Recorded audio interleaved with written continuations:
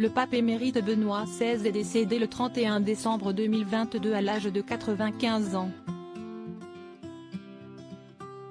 On le savait affaibli depuis quelques jours. J'ai la douleur de vous annoncer que le pape émérite, Benoît XVI, est décédé aujourd'hui à 9h34, au monastère Mater Ecclesiae, au Vatican. D'autres informations vous seront communiquées dès que possible, a annoncé dans un communiqué le directeur du service de presse du Saint-Siège, Matteo Bruni. Théologien allemand et premier pape à avoir démissionné en 6 siècles, en 2013, 8 ans après son élection en tant que souverain pontife, Benoît XVI était le successeur de Jean-Paul II en 2005. Joseph Ratzinger de son vrai nom, était gravement malade. Le pape François avait donné des nouvelles de l'état de santé de Benoît XVI, qui n'était pas très rassurante le 28 décembre dernier. J'aimerais vous demander à tous une prière spéciale pour le pape émérite Benoît.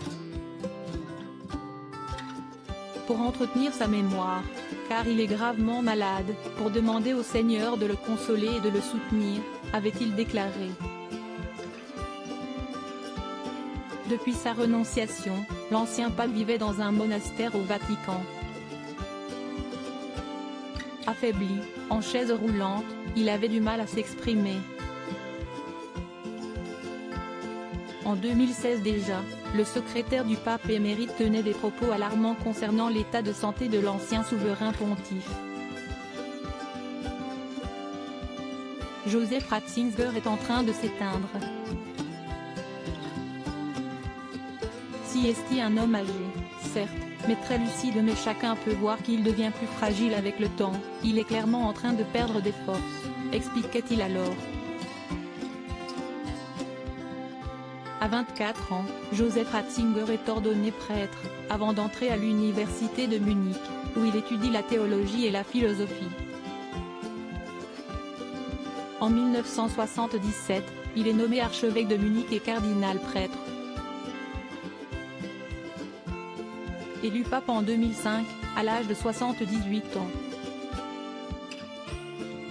En choisissant son nom, le 265e pape s'inscrit dans les pas de Benoît XV, apôtre de la paix connu pour son travail diplomatique lors du tourbillon de la Première Guerre mondiale.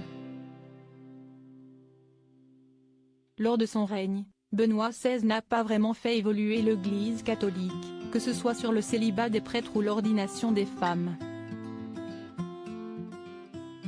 Il est aussi resté hostile à une ligne plus souple face aux évolutions sociales, comme l'avortement ou l'euthanasie.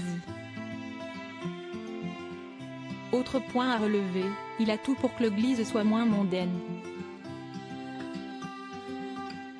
Cependant, Carla Bruni a posté un très beau message d'hommage.